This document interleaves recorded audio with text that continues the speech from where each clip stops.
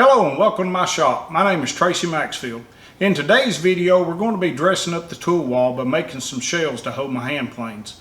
I'm going to be using some scrap walnut and maple that I had laying around the shop. These shelves are made in a way that shows the most of the tool and holds them tightly so that there's no danger of them falling due to vibrations. Before we get started, let me invite you to hit that subscribe button, and if you like the video, please give it a thumbs up. Now let's jump into the build. Now the dimensions of this will vary from one plane to the next, so I'm not going to do any dimensions as far as the video is concerned, other than I have milled this to 1/2 inch thick, and I've got my plane lined up on this outer edge, and I've got, of course, it's got kind of like a crown on each end of it. I've backed this crown up right to the edge of that one, and I'm going to mark around that. That'll give it a decorative profile. And on this other end, I'm going to measure down from the top of this crown on this 1 inch. That's going to give me a 1/2 inch on each end when the plane is set in there that this is going to have on each end. Then I'm going to slide the crown of this plane down to my 1 inch mark. Make sure I stay lined up with this outside edge. It's jointed.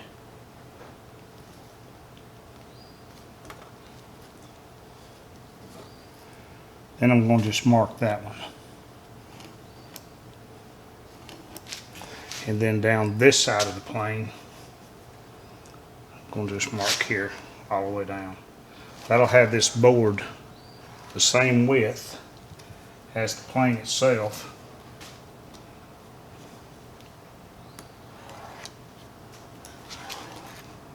And 1 inch longer, and with the same profile on each end as the plane. I'm going to do that same process for each one of these planes. Some of these smaller ones, there'll be more than one plane setting on it, so they will be a little longer than the plane. So we'll get that figured out. Now here at the table saw, we'll just measure from this one side over to the line, get that measurement, set the fence, cut that off, and then we'll profile these with a sander or something.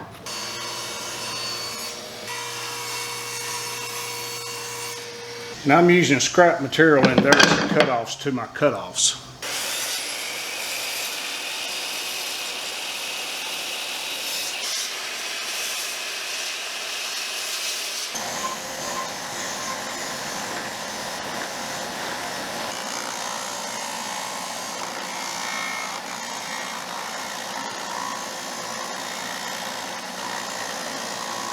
Now that we've got those all done, I've got some thin pieces of walnut scraps. I'm going to use these to make the little ledge. This is all maple. You can't use maple without using a little bit of walnut.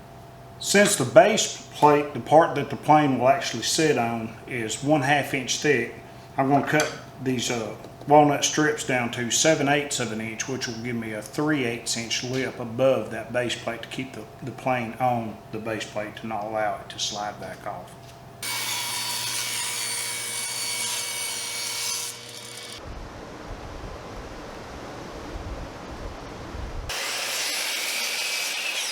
I'll place a mark at the height of the shelf on both ends and use a washer to make a curved profile.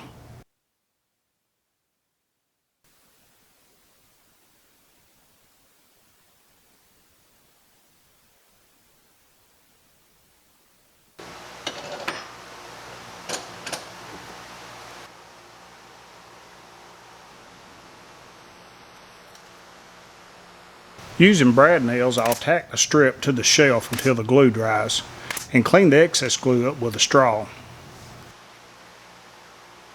Some of the nails didn't sink quite hardly far enough, so I used an awl to set them, and then I filled the voids with some wood filler. Now to make the brackets for these, I guess you'd call them a shelf for your hand planes, I just drew something out on a piece of 1/4 inch plywood, and you can make this any shape, form, or fashion that you want to make it. You just need a 90 here. But when I made this, then I just take it and place it on my workpiece and trace it out. and I can actually get 2 out of each piece. But since this end up here is not flat, I'm going to line up flush against this wall, against this edge, and mark that. And I'm going to take this to the bandsaw and cut this out, staying just outside of my line, and then I'll use the router and a flush trim bit with this template and cut that out, flush it all up.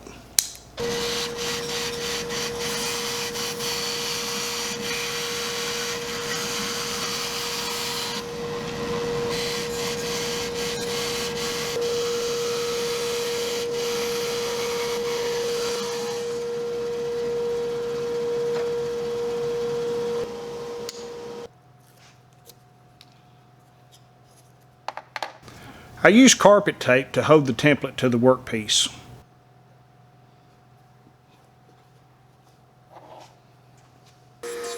And when you are doing small parts like this on a router, be sure to use paddles or something to secure it. And pay close attention to grain direction. I'll show you in a second what complacency does for you. And after I get the first one made, I'll discard the template and use the actual piece. It puts a little more distance between the bit and my hands. Here's what I was talking about. And yes, it broke my workpiece and it threw it across the room.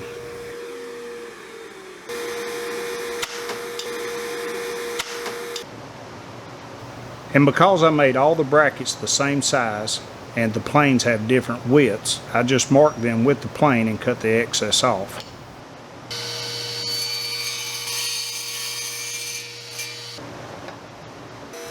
And then I used a 1/4 inch roundover bit and softened the front edges. And yes, a roundover bit will destroy just like a flush trim bit.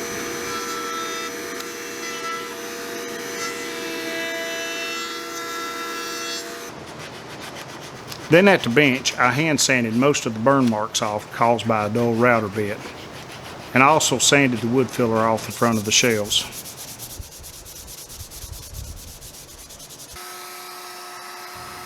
Then back at the router table, I used a keyhole bit to hang the shelves by.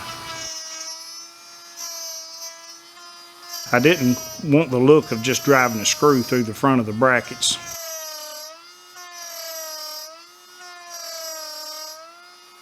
This is a process you will want to take slow. The chips from the cutter really have nowhere to go, and you get a lot of heat buildup because of it. Forcing the cut could break a hot bit.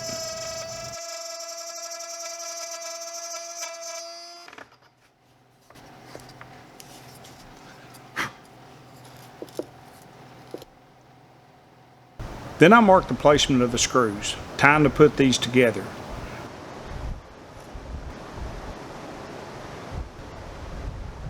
I mark one line and then use the actual piece to mark its thickness. Then I pre-drill through the base plate only and countersink on what is going to be the top side. I want those screws well below the reach of my plane blades. Then I line up the piece and clamp stops on both sides to prevent as much movement as possible when I pre-drill the bracket and fasten with screws.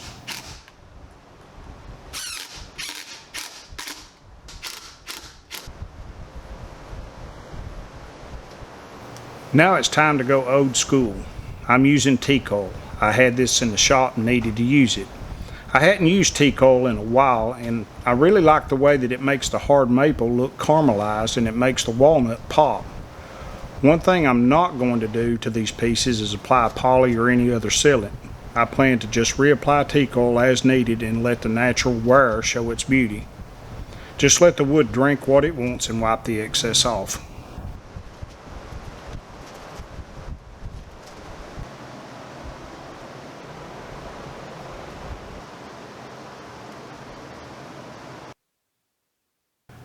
I laid them out on the bench to get an idea of how I wanted them on the wall. Then I started hanging them.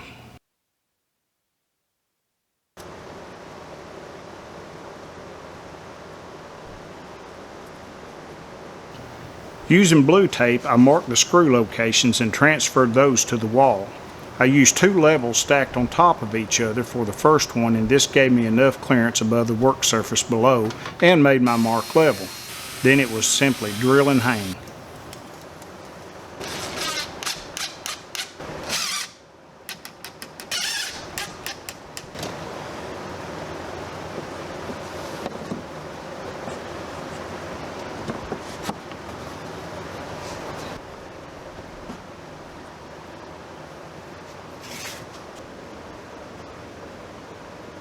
Then every row above that I used a laser level for the rest of them, and the whole process went really fast. Hanging all of them took roughly around 15 minutes or less.